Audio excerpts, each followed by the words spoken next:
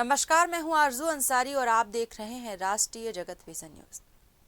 रायपुर नगर निगम में आम जनता की सुनवाई नहीं होने और नए कॉम्प्लेक्स में पार्किंग व्यवस्था न बनाए जाने को लेकर गंभीर आरोप लगाए जा रहे हैं। अमन अहमद और सुबोधीप बैनर्जी ने बताया कि मालवीय रोड के रहमानिया चौक स्थित अवैध व्यावसायिक निर्माण की शिकायत नगर निगम को कई बार देने के बावजूद कोई कार्रवाई नहीं की गई। उनका कहना है कि अब्दुल फहीम द्वारा बनाए जा रहे इस कॉम्प्लेक्स में वाहन पार्किंग की कोई व्यवस्था नहीं है, जबकि निर्माण नियमों के अनुसार ये अनिवार्य है। शिकायतकर्ताओं ने कहा कि कॉम्प्लेक्स का नक्शा 2024 में पास हुआ, लेकिन उससे पहले ही निर्माण कार्य शुरू कर दिया गया था, जिसकी जानकारी भी नगर निगम को दी गई थी। इसके बावजूद विभाग ने कोई कदम नहीं उठाया। उन्होंने कहा कि वे अब एक बार फिर महापौर से मुलाकात कर शिकायत दोहराएंगे।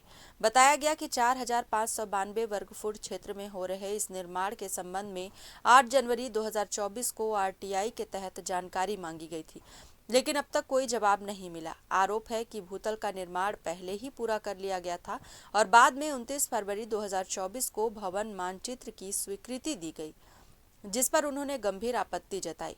13 अक्टूबर 2025 को फिर से सूचना मांगे जाने पर नगर निगम ने दस्तावेज उपलब्ध न होने का हवाला देकर जानकारी देने से इनकार कर दिया।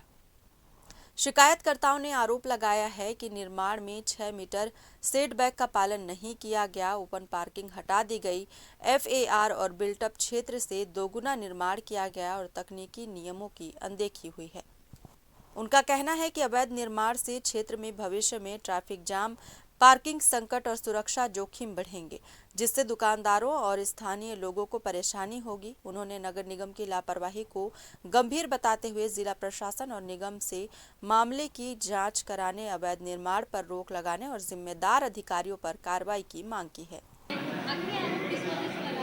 मांडवी सिंह के कार्यकाल में अपने दामाद की फर्जी नियुक्ति कराई गई, जिसको भारतीय विश्वविद्यालय से मान्यता प्राप्त नहीं है। फिर भी 2 चरण में उनका षड्यंत्रपूर्वक उनको नौकरी लगाया गया उसमें, जिसमें करोड़ों रुपए का अभी तक भुगतान हो चुका है। लेकिन कहीं ना कहीं बात ये उनकी है कि जिस तरीके से आप बोल रहे हैं, उनके पास कोई डॉक्यूमेंट तो रहे होंगे, तब तो उनके लिए मेरे पास पूरा साक्ष्य मैडम। पूरा साक्ष्य जी। क्या चीज़ें उनके पास नहीं है? उनके पास मास्टर डिग्री किसी भी विश्वविद्यालय का नहीं है, जो भारतीय विश्वविद्यालय का जिससे मान्यता प्राप्त हो उनको। जी। मतलब उन्होंने अपने इसका दुरुपयोग किया है मैम, सीधा सीधा अपना संबंध उसमें दिख रहा है वो। तो आप जब यहाँ एड्रेस में क्या मांग कर रहे हैं, क्या मैम इसमें सख्त से सख्त कार्रवाई हो, ये मामला जल्द से जल्द उठे, क्योंकि अभी पूर्व में लगभग 2 महीने हो गए मेरे को ये मामला उठा है और मेरी आवाज़ को दबाया भी जा रहा है, मेरे मामले को दबाया भी जा रहा है। खैरागढ़ में क्या बोल रहे हैं? हम तो कुछ नहीं करेंगे बोल दिए। वहाँ के जो कुलपति अभी हैं, जो वर्तमान में कुलपति है डॉक्टर मांडवी सिंह, उनका कहना है अभी हम ये मामले में कुछ नहीं करेंगे। और कहीं ना कहीं आपने क्या सरकार के पास गए थे इसको लेकर, किसी विधायक से बात की? नहीं, मैं किसी के पास नहीं गया, मैं सबको पत्र लिख के भेज दिया हूँ। पीएमओ भेजा हूँ, राज्यपाल भेजा हूँ, कुलाध्यापीश भेजा हूँ। मंत्री से बात करेंगे इसको? बिल्कुल कर लेंगे शिक्षा मंत्री जी, उनको भी मैंने भेजे हैं पत्र। जी मुलाकात नहीं नहीं, मुलाकात नहीं हुई है। इसको लेकर क्या? मुलाकात अभी किसी भी मंत्री से नहीं हुई है।